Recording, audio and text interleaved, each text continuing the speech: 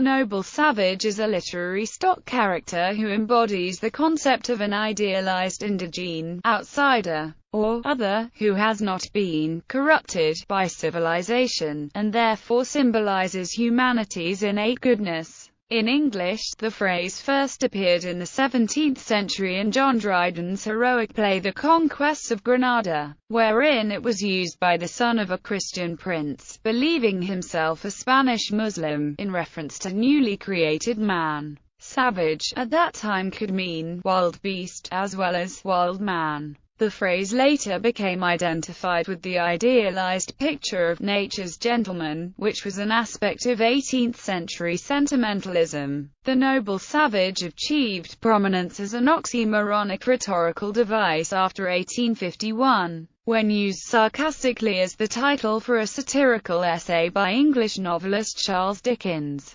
whom some believe may have wished to disassociate himself from what he viewed as the feminine sentimentality of 18th and early 19th century romantic primitivism. The idea that humans are essentially good is often attributed to the 3rd Earl of Shaftesbury, a Whig supporter of constitutional monarchy. In his inquiry concerning virtue, Shaftesbury had postulated that the moral sense in humans is natural and innate and based on feelings, rather than resulting from the indoctrination of a particular religion. Shaftesbury was reacting to Thomas Hobbes's justification of an absolutist central state in his Leviathan, chapter 13, in which Hobbes famously holds that the state of nature is a war of all against all, in which men's lives are solitary, poor, nasty, brutish, and short. Hobbes further calls the American Indians an example of a contemporary people living in such a state. Although writers since antiquity had described people living in pre-civilized conditions, Hobbes is credited with inventing the term state of nature. Ross Harrison writes that Hobbes seems to have invented this useful term, contrary to what is sometimes believed. Jean-Jacques Rousseau never used the phrase noble savage. However, the character of the noble savage appeared in French literature at least as early as Jacques Cartier and Michel de Montaigne in the 16th century. Prehistory of the noble savage. Gaius Cornelius Tacitus 98 AD. De origine situ Germanorum has been described as a predecessor of the modern noble savage concept, which started in the 17th and 18th centuries in Western European travel literature. During the late 16th and 17th centuries, the figure of the indigene or savage, and later, increasingly, the good savage, was held up as a reproach to European civilization, then in the throes of the French Wars of Religion and 30 Years' War. During the St. Bartholomew's Day massacre, some 10 to 20,000 men, women, and children were massacred by Catholic mobs, chiefly in Paris, but also throughout France. This horrifying breakdown of civil control was deeply disturbing to thoughtful people on both sides of the religious divide. Foremost among the atrocities connected with the religious conflict was the St. Bartholomew's massacre. The Parisian populace was inflamed by anti-Protestant preaching, and a general massacre ensued, devastating the Huguenot community of Paris. Bodies were stripped naked, mutilated, and thrown into the Seine. The massacres spread throughout France into the fall of 1572, spreading as far as Bordeaux, home of Montaigne. Estimates of the total number of deaths vary widely. Modern historians tend to accept the approximate number of 10,000. Huguenots were not entirely innocent of massacres themselves. Ulrich Langer, Montaigne's political and religious context. In the Cambridge Companion to Montaigne, in his famous essay, Of Cannibals, Michel de Montaigne, himself a Catholic, reported that the Tupinambá people of Brazil ceremoniously eat the bodies of their dead enemies as a matter of honor. However, he reminded his readers that Europeans behave even more barbarously when they burn each other alive for disagreeing about religion. One calls barbarism whatever he is not accustomed to. The cannibal practices are admitted by Montaigne, but presented as part of a complex and balanced set of customs and beliefs which make sense in their own right. They are attached to a powerfully positive morality of valor and pride, one that would have been likely to appeal to early modern codes of honor, and they are contrasted with modes of behavior in the France of the wars of religion which appear as distinctly less attractive, such as torture and barbarous methods of execution and of cannibals. Montaigne uses cultural relativism for the purpose of satire. His cannibals are neither noble nor especially good, but not worse than 16th-century Europeans. In this classical humanist view, customs differ but people everywhere are prone to cruelty, a quality that Montaigne detested. In his essays, Montaigne discussed the first three wars of religion quite specifically. He had personally participated in them, on the side of the royal army, in southwestern France. The St. Bartholomew's Day massacre led him to retire to his lands in the Périgord region, and remain silent on all public affairs until the 1580s. Thus, it seems that he was traumatized by the massacre. To him, cruelty was a criterion that differentiated the wars of religion from previous conflicts, which he idealized. Montaigne considered that three factors accounted for the shift from regular war to the carnage of civil war: popular intervention, religious demagoguery, and the never-ending aspect of the conflict.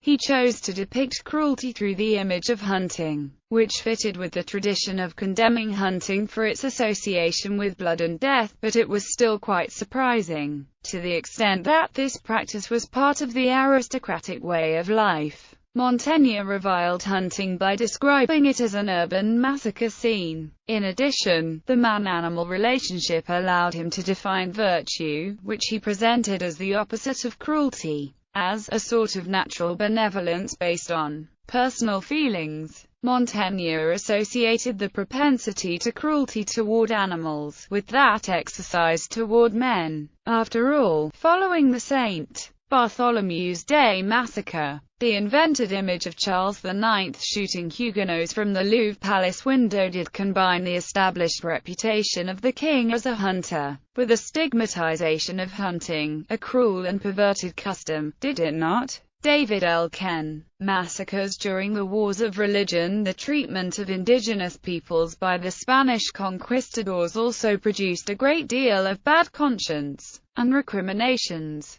The Spanish priest Bartolomé de las Casas, who witnessed it, may have been the first to idealize the simple life of the indigenous Americans. He and other observers praised their simple manners and reported that they were incapable of lying. European angst over colonialism inspired fictional treatments such as Aphra Behn's novel Orinoco, or The Royal Slave, about a slave revolt in Suriname in the West Indies. Behn's story was not primarily a protest against slavery, rather, it was written for money, and it met readers' expectations by following the conventions of the European romance novella. The leader of the revolt, Orinoco, is truly noble in that he is a hereditary African prince, and he laments his lost African homeland in the traditional terms of a classical golden age. He is not a savage but dresses and behaves like a European aristocrat. Behn's story was adapted for the stage by Irish playwright Thomas Southern, who stressed its sentimental aspects, and as time went on, it came to be seen as addressing the issues of slavery and colonialism, remaining very popular throughout the 18th century. Origin of term. In English, the phrase noble savage first appeared in poet Dryden's heroic play, The Conquest of Granada. I am as free as nature first made man, ere the base laws of servitude began, when wild in woods the noble savage ran. The hero who speaks these words in Dryden's play is a Spanish Muslim, who, at the end of the play, is revealed to have been, unbeknownst to himself, the son of a Christian prince. These lines were quoted by Scott as the heading to Chapter 22 of his A Legend of Montrose. Ethnomusicologist Cher Ellingson believes that Dryden had picked up the expression, noble savage, from a 1609 travelogue about Canada by the French explorer Marc Lescarbot, in which there was a chapter with the ironic heading. It is not known if Lescarbot was aware of Montaigne's stigmatization of the aristocratic pastime of hunting. though some authors believe he was familiar with Montaigne. Lescarbot's familiarity with Montaigne is discussed by Terrellingson in The Myth of the Noble Savage. In Dryden's day, the word savage did not necessarily have the connotations of cruelty now associated with it. Instead, as an adjective, it could as easily mean wild, as in a wild flower, as it still does in its French and Italian cognates, for example. Thus Dryden wrote in 1697, "The savage cherry grows," and Shelley wrote in 1820 in his Ode to Liberty, "The vine, the corn, the olive mild, grew savage yet, to human use unreconciled." One scholar, Audrey Smedley, believes that English conceptions of the savage were grounded in expansionist conflicts with Irish pastoralists and more broadly, in isolation from and denigration of neighbouring European peoples, and Ellingson agrees that the ethnographic literature lends considerable support for such arguments. In France, the stock figure that in English is called the noble savage has always been simply le bon sauvage, the good wild man, a term without any of the paradoxical frisson of the English one. This character, an idealized portrayal of nature's gentleman, was an aspect of 18th-century sentimentalism, along with other stock characters such as the virtuous milkmaid, the servant more clever than the master, and the general theme of virtue in the lowly born. The use of stock characters to express moral truths derives from classical antiquity and goes back to Theophrastus's characters, a work that enjoyed a great vogue in the 17th and 18th centuries and was translated by Jean de la Bruyère. The practice largely died out with the advent of 19th-century realism but lasted much longer in genre literature, such as adventure stories, westerns, and, arguably, science fiction. But now, alongside the good savage, the wise Egyptian claims his place. Some of these types are discussed by Paul Hazard in The European Mind. He had always existed, from the time of the Epic of Gilgamesh, where he appears as Enkidu, the wild but good man who lives with animals. Another instance is the untutored but noble medieval knight, Parsifal. The biblical shepherd boy David falls into this category. The association of virtue with withdrawal from society, and specifically from cities, was a familiar theme in religious literature. Hay ibn Yaqdan, an Islamic philosophical tale by Ibn Tufayl from 12th century Andalusia, straddles the divide between the religious and the secular. The tale is of interest because it was known to the New England Puritan divine, Cotton Mather. Translated into English in 1686 and 1708, it tells the story of Hay, a wild child, raised by a gazelle, without human contact, on a deserted island in the Indian Ocean. Purely through the use of his reason, Hay goes through all the gradations of knowledge before emerging into human society, where he revealed to be a believer of natural religion, which Cotton Mather, as a Christian divine, identified with primitive Christianity. The figure of Hay is both a natural man and a wise Persian, but not a noble savage. The locus classicus of the 18th century portrayal of the American Indian are the famous lines from Alexander Pope's essay on Man. Lo, the poor Indian, whose untutored mind sees God in clouds, or hears him in the wind, his soul proud science never taught to stray far as the solar walk or Milky Way, yet simple nature to his hope has given. Behind the cloud-topped hill, a humbler heaven, some safer world in depth of woods embraced, some happier island in the Wati waste, where slaves once more their native land behold, no fiend's torment, no Christian's thirst for gold. To be contents his natural desire, he asks no angel's wing, no seraph's fire, but thinks, admitted to that equal sky, his faithful dog shall bear him company. To Pope, writing in 1734, the Indian was a purely abstract figure, poor, because he was uneducated and a heathen, but also happy because he was living close to nature. This view reflects the typical age of reason belief that men are everywhere and in all times the same, as well as a deistic conception of natural religion. Pope's phrase, "Lo the poor Indian," became almost as famous as Dryden's "noble savage," and, in the 19th century, when more people began to have first-hand knowledge of and conflict with the Indians, would be used derisively for similar sarcastic effect. Attributes of romantic primitivism. On our arrival upon this coast we found there a savage race who lived by hunting and by the fruits which the trees spontaneously produced. These people were greatly surprised and alarmed by the sight of our ships and arms and retired to the mountains. But since our soldiers were curious to see the country and hunt there, they were met by some of these savage fugitives. The leaders of the savages accosted and thus, "We abandon for you the pleasant sea coast, so that we have nothing left but these almost inaccessible mountains. At least it is just that you leave us in peace and liberty. Go, and never forget that you owe your lives to our feeling of humanity. Never forget that it was from a people whom you call rude and savage that you received this lesson in gentleness and generosity. We abhor that brutality which, under the gaudy names of ambition and glory, sheds the blood of men who are all brothers.